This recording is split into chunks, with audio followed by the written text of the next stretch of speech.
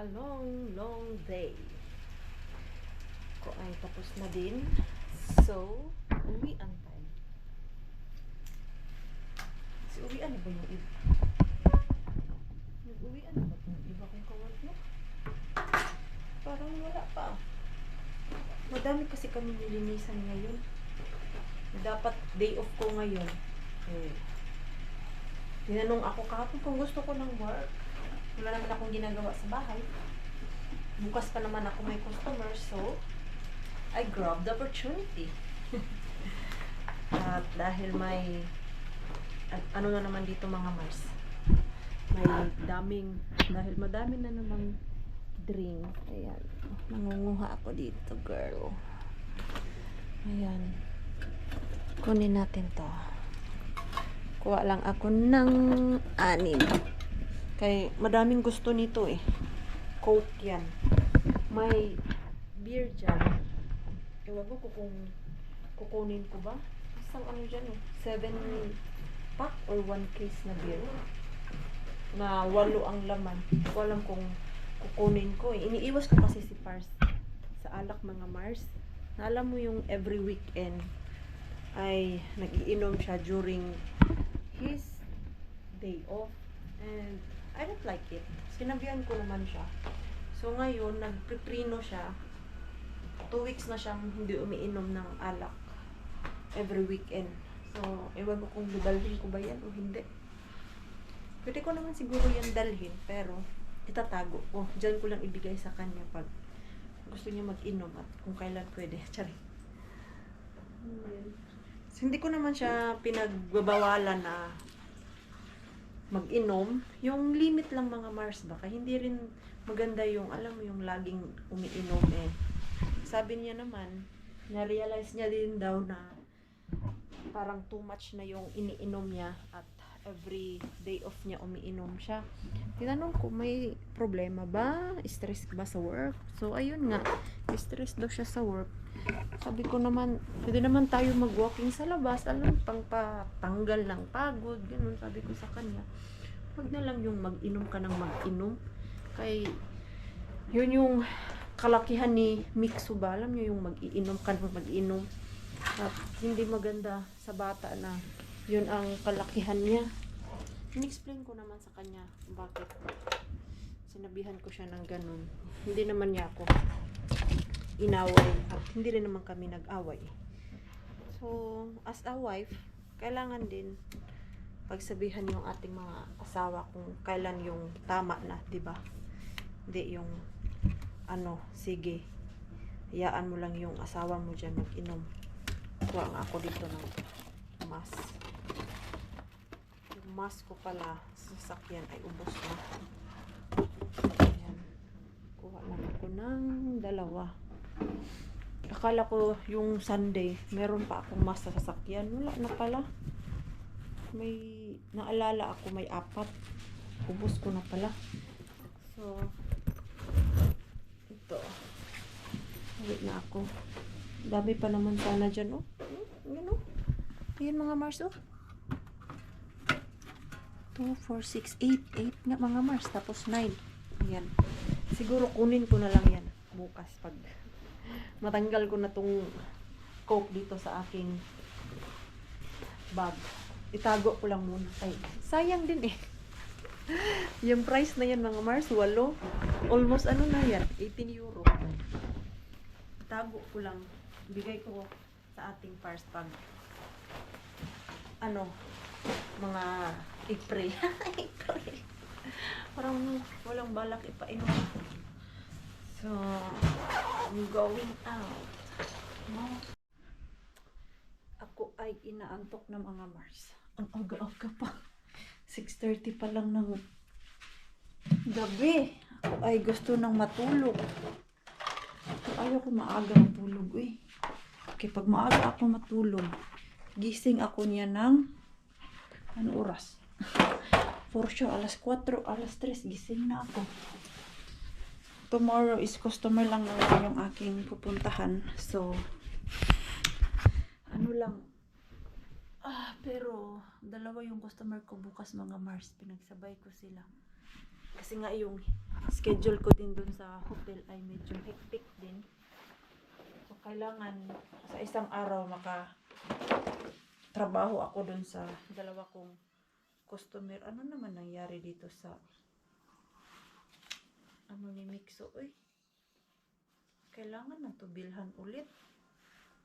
Ito mga Mars Bow. Ayan, kailangan kasi yan para sa sapatos ni Mixo.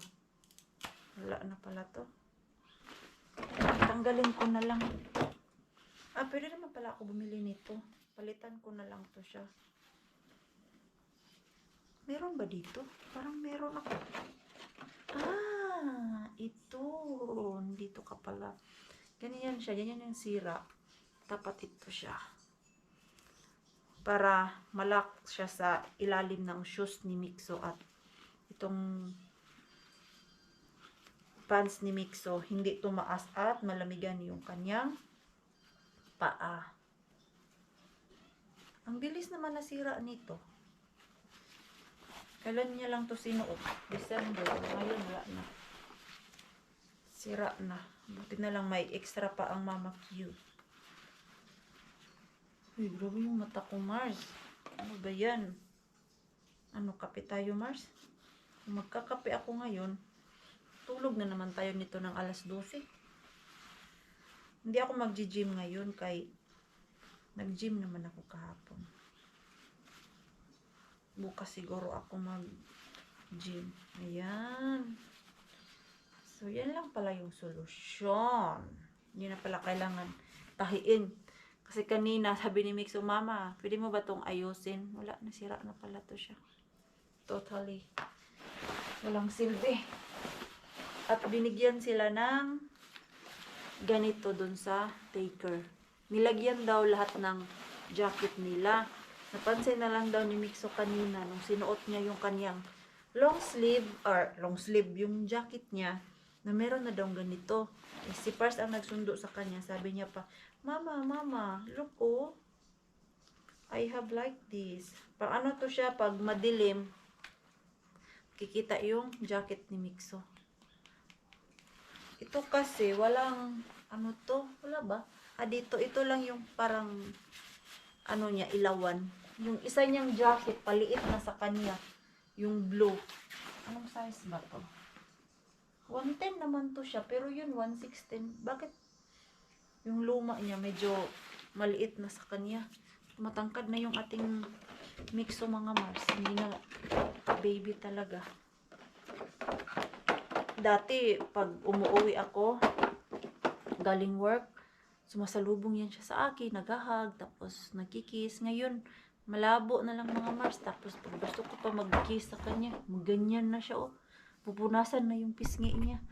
Marunong na talaga yung Mixo natin ay. Sabi ko nga, huwag ka muna lumaki na. Enjoy pa kita. Ganun pala yun, no? Pag malapit na sila lumaki talaga, mamimiss mo sila. Gaya ngayon, namimiss ko na si Mixo natin. Para sa kanya, big boy na daw siya. Pero tuwing gabi, pag pinapatulog ay umiiyak pa din. Kinasabihan namin na ilipat na yung bed mo dun sa kwarto mo. Biglang iiyak. Sabi niya, bakit? Ayaw ko pang matulog na mag-isa lang. Takot ka pala ha? Ayaw niya daw na matulog mag-isa. Ano ba ito? Ano ba naman? Maraming mga abubot dito na dapat itapon. Magkape siguro ako eh. Grabe yung aking mata. Gusto man matulog. Kape tayo Mars kahit konti lang pang gising ng ating mata. Kaya ayan, titiklopin pala ako dito. Unahin ko muna to. Naswertihan ng inyong Maring Queenie. Nakakuha ako ng tawag niyan, mystery grocery bag. Buti na lang talaga may mystery grocery bag pag wala si Mr. Bean. Ayan, cellphone lang muna tayo. Hala, ulan pala talaga ng snow. Sure ba talaga tong snow na to na uulan siya ngayong gabi? I-check ko nga yung weather forecast. Kung snowy ba ngayong araw na to. Sana sa weekend ay maganda ang weather na mag-drive ka. Iluluwas kami ni Mixo. Pero doon na naman kami kay Ate Julie. Pero meron akong work Sabado. After work ko, pang umaga naman ako yan. So mga 2 o'clock ay tapos na yung aking work. So diretso kami ni Mixo la Ate Julie. Para lang kay miss na miss ko na si Bella mga Mars. Nakakamiss yung batang yun.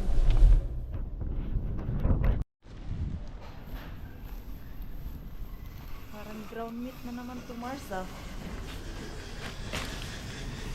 Hala, karne ulit. Hala. Oh my God. Ang ganda ng kuha ko mga Mars. Oh lala.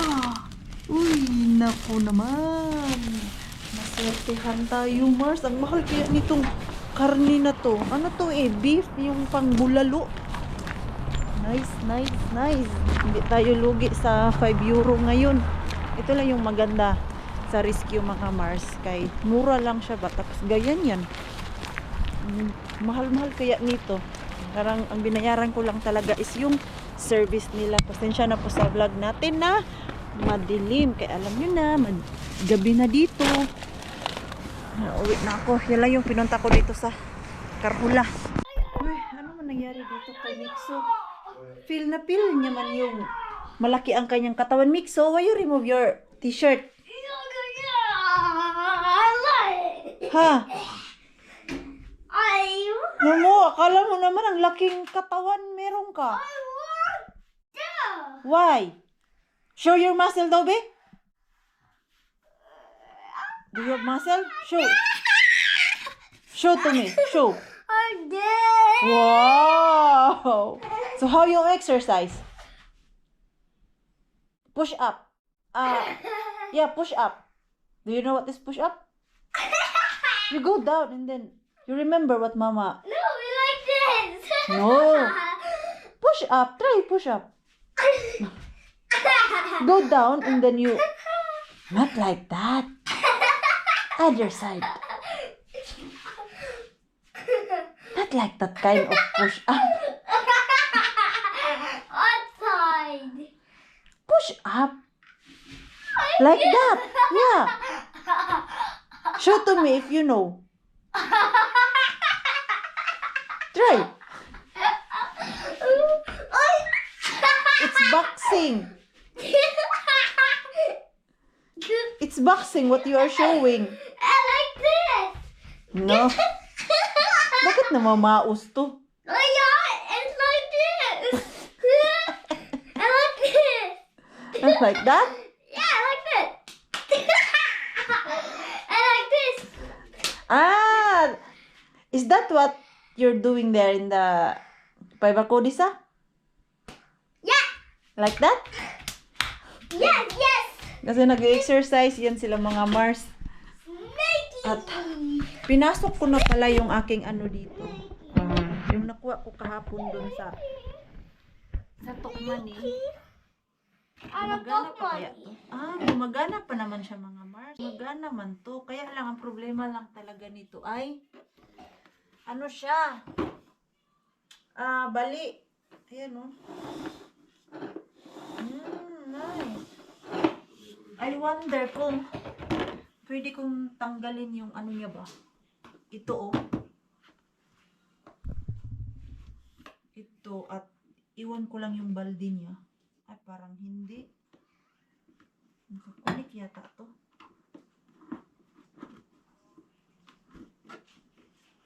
Hindi pala, nakakunik pala siya. Ang ganda pa naman sana niya, no? Yung dito lang sa bahay ba? Very short lang yung kanyang dito. Sakit man to sa likod, Mars, kay short yung map niya. Diba? Sakit sa likod. Sayang. Sabi ko na nga may problema to. Hindi ko din nakita yung kadugtong nito kung asan. Ano ba to? Tumataas ba to? Ano to siya?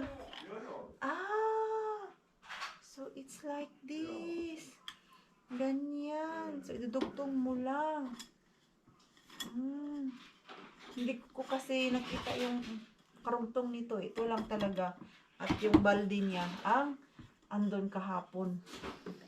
So, ganyan pala siya. At ito yung nakuha natin. Ay, mystery grocery bag. Bakit ako ay uhaw na uhaw palagi? Ano yung kinain ko ngayon? Ito. Mars. Ano siya kadami, Mars? Hala. Ang mahal na isa nito. 3 yung nakuha ko, Mars. Ayan o, ito po yung price niya mga Mars. Original price niya is 12.26. Tapos yung isa naman 14.76. At ito naman 14. So ito yung pang bulalo talaga mga Mars. Yan. Mga mamahaling karne yung nakuha ko ngayon. Binalik ko pa dyan. Ayan, no, akalain mo. Tapos, ito, chicken. And then, what is this? Recipe raka. Ayan, pwede din to. Gusto namin to ni Pars, recipe raka. And then, ito ay luto na siya na food. Initin mo na lang. Ano ba to? Sa loob. Parang kikar na to. Ano ba to? Yauhiliha. Bali, ano siya? Ground meat soup.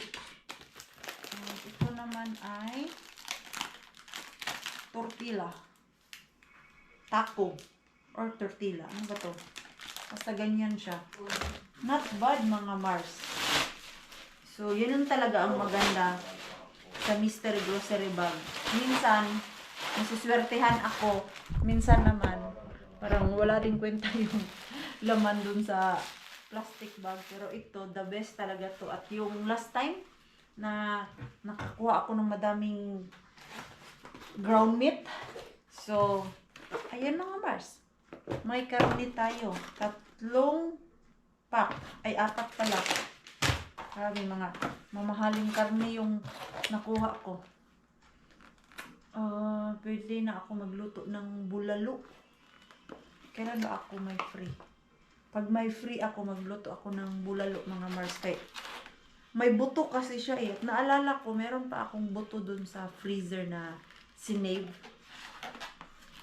Tapos itong chicken, hindi ko muna siya lutuin kay may chicken kami oh. Nagluto si Pars ng manok din. Ayan, yung manok na niluto ni Pars. So, not bad.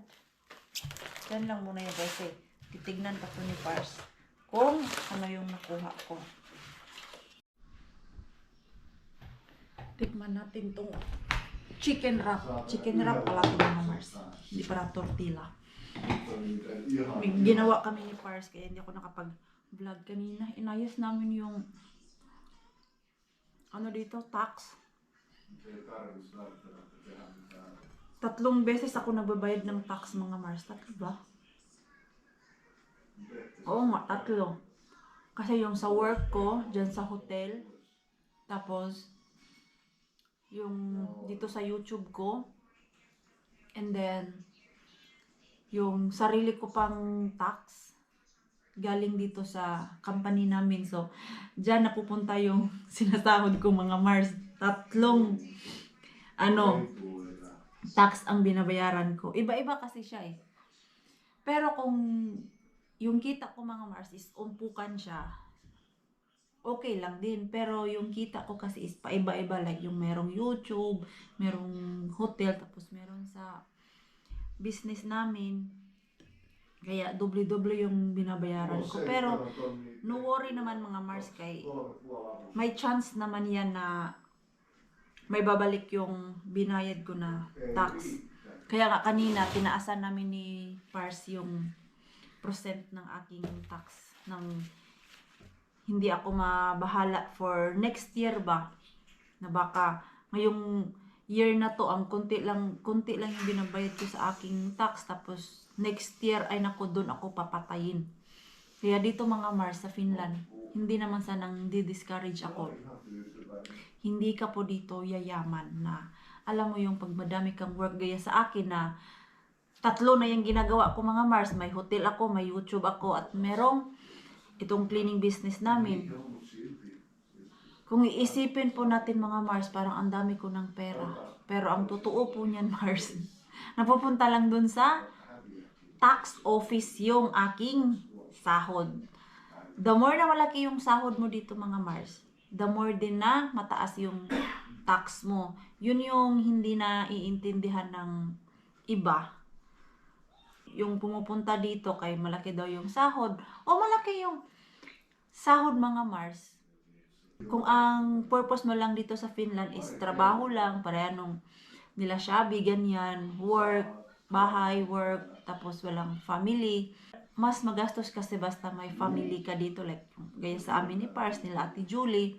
Kailangan mo talaga kumayod ng kumayod kasi magbabayad ka pa ng bahay, daycare ng bata, tapos mga insurance, kailangan mo pabayaran yan, yung insurance sa bahay, insurance sa sakyanan. Madami kang babayaran mga Mars. Kaya ang hirap dito basta ano ka, family. Hindi ka basta-basta makapag-ipon. Makakapag-ipon lang kami dahil dun sa aming yung tinatawag namin ditong vacation money. Parang yun na din yung bonus namin. Kung sa atin sa Pilipinas, meron tayong 13-month at Christmas bonus. Dito sa Finland, wala kaming ganyan, Mars. Ang meron lang sa amin is yung lumarahan na tinatawag namin. Yun na siguro yung vacation money namin or 13-month. Parang extra money namin. Pero yan mga Mars, hindi rin yan siya free. Kinakaltas din yan sa aming sahod every month. So parang naiipon lang din siya ba. Kaya kung gusto niyo din po pumunta dito, wala namang masama kung gusto niyo mag-abroad dito sa Finland. Kung pasukin niyo yung Finland kung single ka, kay parang makakaluwag ka talaga basta single ka kumpara doon sa Pilipinas. Like kung kikita ka ng 2,000 dito and then minus tax, bahay mo, then ikaw lang mag-isa, tapos kung tipid-tipid ka din, yung may 1,000 kang natira sa pocket mo, then yung 500 na yan, sisave mo lang para sa sarili mo, makakaipon ka talaga. Pero sa amin mga Mars, mahirap. Kaya, ganyan sa akin, dami kong bayarin na tax, pero lumalaban pa din si Maring Queenie kahit minsan gusto ko na sumuko mga Mars, pero what can I do? Pinasok ko tong ganitong klaseng buhay. May hotel, may vlog, may business. What can I do? Kailangan tiyaga-tiyaga lang talaga Mars. At kahit na ganon, malaki yung tax ko, I try my best pa din na makapag-ipon para sa dream house namin ni Pars. Kay si Mixo, para everyday na nagtatanong mga Mars, kailan kami bibili ng bahay, kailan daw kami lilipat sa yung Umakotitalo na bahay ba. Pag nag-walking kami, lagi niyang tinatanong na kailan daw kami lilipat. May nakakita ng malaking bahay, kawawa din. Kaya nagpupursige ako na makapag-ipon para maibigay ko din yung bahay na pinapangarap namin. At kay Mixo, dahil gusto niya din maranasan yung may Umakotitalo. Tapos yung maglalaro siya na andyan lang sa labas, hindi na kami ma-worry asan siya. At least paglabas niya, andyan na yung yard, andyan na yung palaruan niya, diba? Pero mga ano pa yan mga Mars? Siguro after 5 years pa, hindi pa next year, matagal-tagal pa. Ligpit, na. What you doing na? Nothing. You're playing like this, no? I'm not playing! That, ano ba nga tawag yan? Yung may ilalagay ka ba, para siyang square. Ano ba tawag? What kind of game is this, Mixo? What kind of Game it is. Yung parang magaganyan ka, ganyan, tapos merong box, then magganyan ka, tapos ganyan naman. Ano matawag niyan, uy? Yung parang cross. Para siyang cross na ano, tapos box, and then isang pakalan yung igaganyan mo. Ano ba tawag niyan, uy? Alam ko, merong tawag niyan eh. Kay nilalaro namin yan dati, elementary, yung ganyan na klaseng laro. Nakalimutan ko lang kung ano ang pangalan. Bakit ko ba ito tinakpan? Baka gusto pa ni Pars kumain. Maglipit kasi ako, Mars. Yan mo. Nagluto ako kagabi ng brown rice, Mars. Pero si Pars, today, nagluto siya ng sarili niyang white rice. Kasi ayaw niya yung brown rice. At yung bigas na yan, mga Mars, yan pa yung kuha ko kay Mr. Bean nung, kailan ba yun? September? Tagal-tagal na yun eh. Autumn yun. Eh, walo kasi yung nakuha ko. Tapos yung 6 pinamigay ko, and then ang natira sa amin nun ay 2 pack na lang na tagpa 5 kilos. So, matagal siya, naubos eh. Kami lang din naman at hindi naman talaga kami mahilig everyday mag-rice. Nagra-rice lang pagsawa na sa pasta, potato, gano'n. Ayan. So, ipapak ko to siya kaya dadalhin ko to pag lumuwas ako ng syudad. Nag-iwan lang ako ng isa. Tikman kaya natin. Let's taste it. Hate ko siya na maliit eh. Mixo! Do you want to try this oh? what? This one. What? Do you want? Yes, I want to try. Okay, masarap siya. Even tastes good. Oh, try this one slice. When? Ayaw ko siya bigyan ng madami kay hindi man din niya yan kakainin. Mamaya na kung magustuhan niyo talaga. Uy, ang tamis, Mars. Too much ka na ngayon sa kinakain mo, Maring Queen. Ano naman to? Ayaw pumasok. Oh, dara oh! Alin na dere? Tilawin na ni.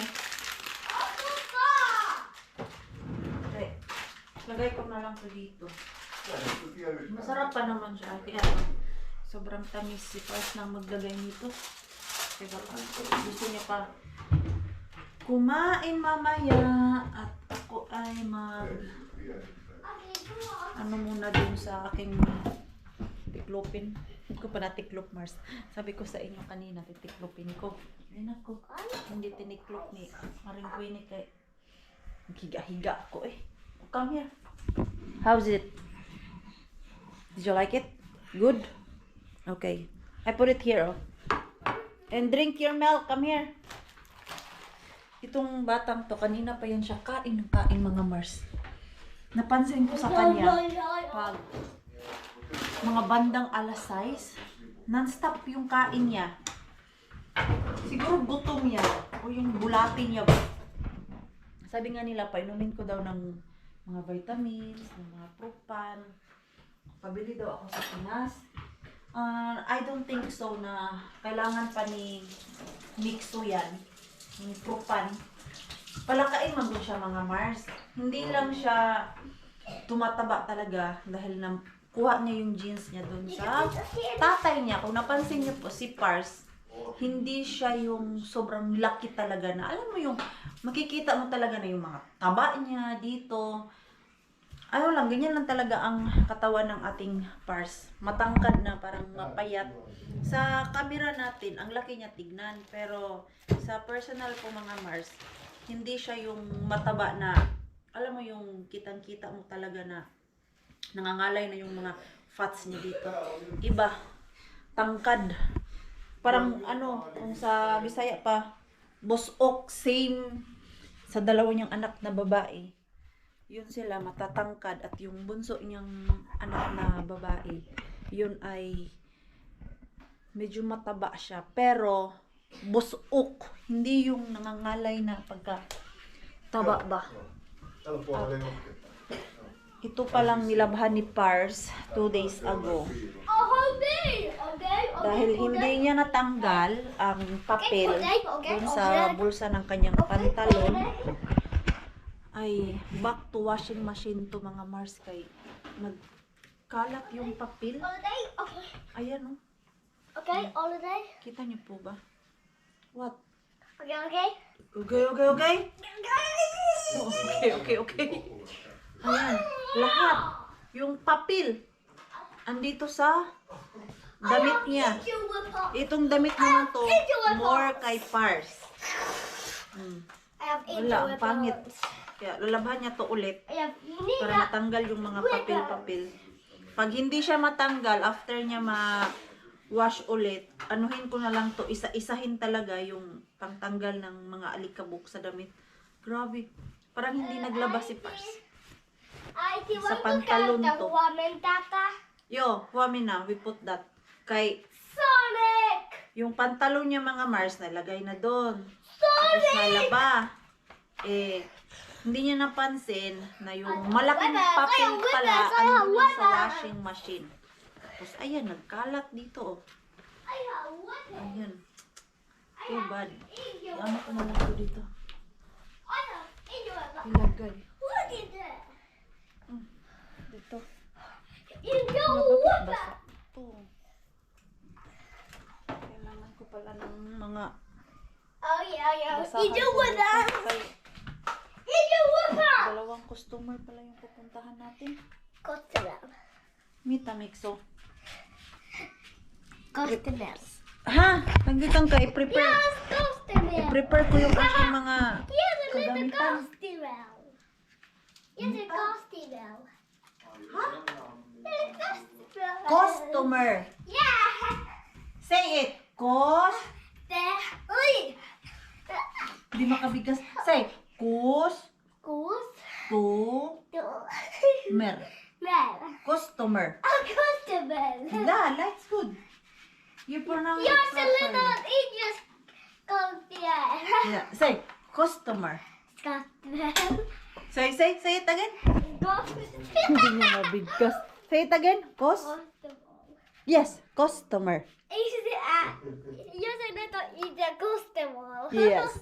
Very slang. Where is my Hindi kasi siya makabigkas ng straight sa letter R, mga Mars. Yun ang napansin namin sa kanya. Pero sabi ni Pars, okay lang din naman daw yan. Kay it's common daw yan sa mga bata. Common po ba yun, mga Mars? Yung mga chikiting ay nahihirapan magbigkas ng letter R. Yung aking mga basahan. Wala pala ako ditong plastic. Na plastic bag ko lang kasi ito eh. Saan ba yung aking lagayan ng mga basahan ko? Wala pala dito. Andun pala yun sa sasakyan ko, Mars. I-plastic ko na lang yan bukas para hindi na ako magbalik-balik ba.